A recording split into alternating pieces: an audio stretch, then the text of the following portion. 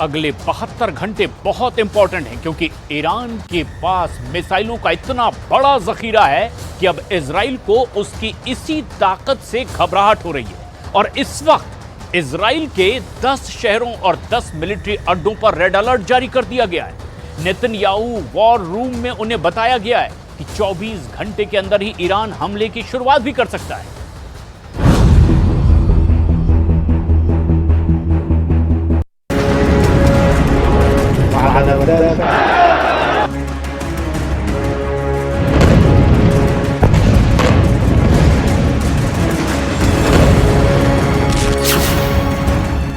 बहत्तर घंटे तक सीरियल अटैक, खुफिया अड्डों पर ईरानी मिसाइल।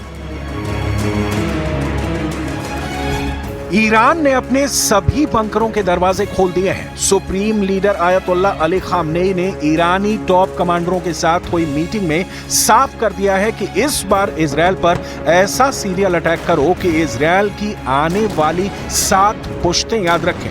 जबरदस्त मिसाइल पावर, खौफनाक आत्मघाती ड्रोन और लंबी दूरी तक मार करने वाले रॉकेट ईरान को वो ताकत और कुव्वत देते हैं जो लगभग 2000 किलोमीटर दूर इजरायल पर खूनी हमला कर सके। टाइम्स ऑफ इजरायल ने खुफिया हवाले से जो खबर छापी है वो रोंगटे खड़ी कर देने वाली है। जरा देखिए क्या है ईरान का ऑपरेशन 72 घंटे। 5 अगस्त को हमला, इजरायल से खूनी बदला। अमेरिकी मीडिया हाउस एक्सियोस ने दावा किया है कि अमेरिका और इजरायल के अधिकारियों के मुताबिक ईरान इजरायल पर सोमवार यानी 5 अगस्त को हमला कर सकता है। दावा किया गया है कि ईरान हमले के लिए लेबनान, सीरिया, इराक या फिर यमन की जमीन का इस्तेमाल कर सकता है। इसे देखते हुए इजरायल, अमेरिका और उसके खास सहयोगियों की टेंशन बढ़ी हुई है। खबर तो यह भी है कि ईरान ने 13 अप्रैल 2024 को जिस तरह से इजरायल पर बड़ा हवाई हमला किया था, ठीक उसी तरह से इस बार भी ईरान हमला करेगा। लेकिन इस बार मिसाइल, रॉकेट और ड्रोन की संख्या बहुत ज्यादा होगी। कुछ दावों में बताया गया है कि ईरान एक साथ 2000 मिसाइलें, 500 ड्रोन और 1000 लंबी दूरी के रॉकेट से हमला कर सकता है। दावे ये भी हैं कि इजरायल के अंदरूनी इलाकों जैसे तेल अवीव और हाइफा सैन्य ठिकानों पर हमला किए जाएंगे। इसके अलावा ईरान के सुप्रीम लीडर अली खामनेई ने इजरायल के उन सैन्य अफसरों को जान से मारने का आदेश दिया है जो हानिया की हत्या में शामिल हैं। इस बार का हमला बड़ा खतरनाक होगा जिसे इंटरसेप्ट करना भी मुश्किल होगा। रिपोर्ट के मुताबिक इस बार ईरान 72 घंटे तक अलग अलग तरह से इजरायल पर हमला करने का प्लान बना चुका है।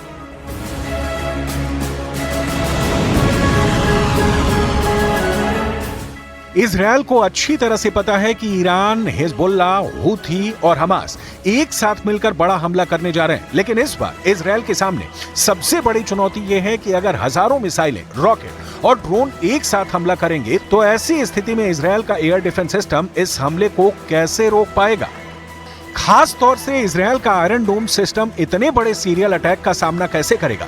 सबसे हैरान करने वाली बात तो यह है कि पिछले 36 घंटे से हिजबुल्लाह उत्तरी इजरायल के अलग अलग इलाकों पर रॉकेट हमले कर रहा है, जिसमें ईरान से मिले कत्यूशा रॉकेट भी शामिल है।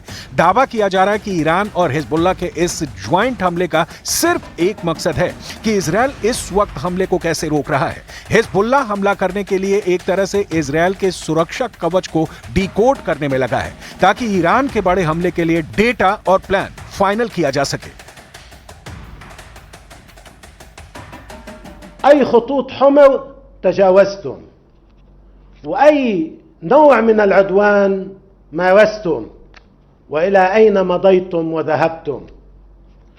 ولذلك نعم، نحن من أجل أن يعرف العدو والصديق، نحن في كل جبهات الإسناد الآن دخلنا في مرحلة جديدة مختلفة عن المرحلة السابقة.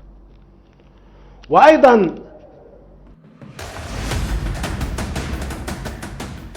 टाइम्स ऑफ इजरायल की रिपोर्ट के मुताबिक ईरान जवाबी हमले के तौर पर सीरिया से इजरायल पर ड्रोन और मिसाइल लॉन्च करने की योजना बना चुका है। ब्रिटेन स्थित युद्ध monitor Syrian observatory for human right की रिपोर्ट के मुताबिक ईरान के ड्रोन दमिश्क के पास के इलाकों और सीरिया के रेगिस्तान से लॉन्च किए जा सकते हैं ताकि ऐसा लगे कि उन्हें इराक में ईरान समर्थित मिलिशिया समूहों ने लॉन्च किया है।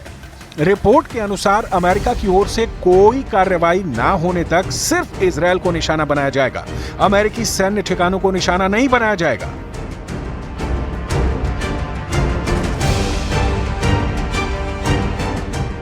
المواقف من تلك الجرائم فيما يتعلق بالمحور محور القدسي والجهادي والمقاومة، فالموقف واضح، لا بد من الرد عسكريا على تلك الجرائم التي هي خطيرة ووقحة وتصعيد كبير من جانب العدو الإسرائيلي.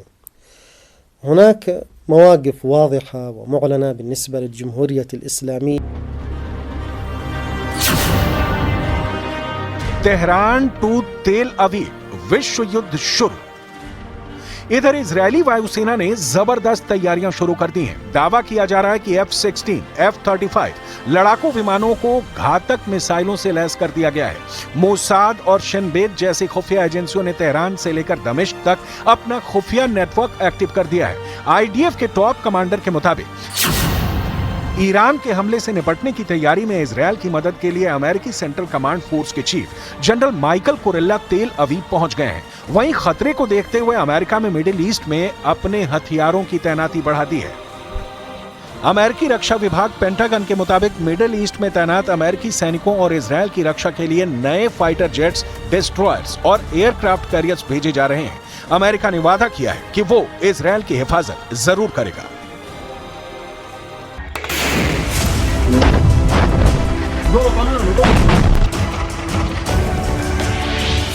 इजरायल ने हमास चीफ हानिया को मारकर एक तीर से 4 निशाने लगाए हैं।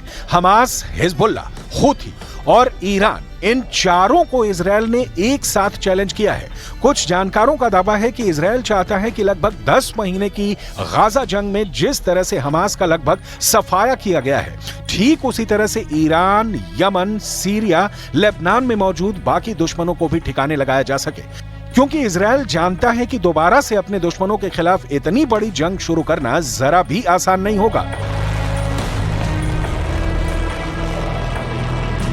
इसलिए इजरायल ने 30 जुलाई को हिजबुल्लाह के नंबर 2 कमांडर फौद शुकर को बेरूत में मारा। वहीं 31 जुलाई को ईरान की राजधानी तेहरान में हमास चीफ हानिया को मिसाइल हमले में मारा। इधर हमास पॉलिटिकल विंग के चीफ इस्माइल हानिया की हत्या का बदला लेने के लिए ईरान उतावला है। अब ईरान के सुप्रीम लीडर ने IRGC और ईरान आर्मी को ऑर्डर दिया है कि वो बदले की तैयारी करें। न्यूयॉर्क टाइम्स के मुताबिक ईरान के सुप्रीम लीडर अली खामनेई ने इजरायल पर सीधे अटैक करने का आदेश जारी किया है। सुप्रीम लीडर ने हानिया की मौत के बाद ही कहा था कि इजरायल को हमारे मेहमान को मारने की कीमत चुकानी होगी। हत्या के बाद सुप्रीम लीडर के घर ईरान के टॉप अधिकारियों की बैठक हुई। माना जा रहा है कि इसी बैठक में बदला लेने का फैसला लिया गया। ताजा खबरों से लग रहा है कि ईरान इजरायल पर एक बड़ा हमला कर सकता है।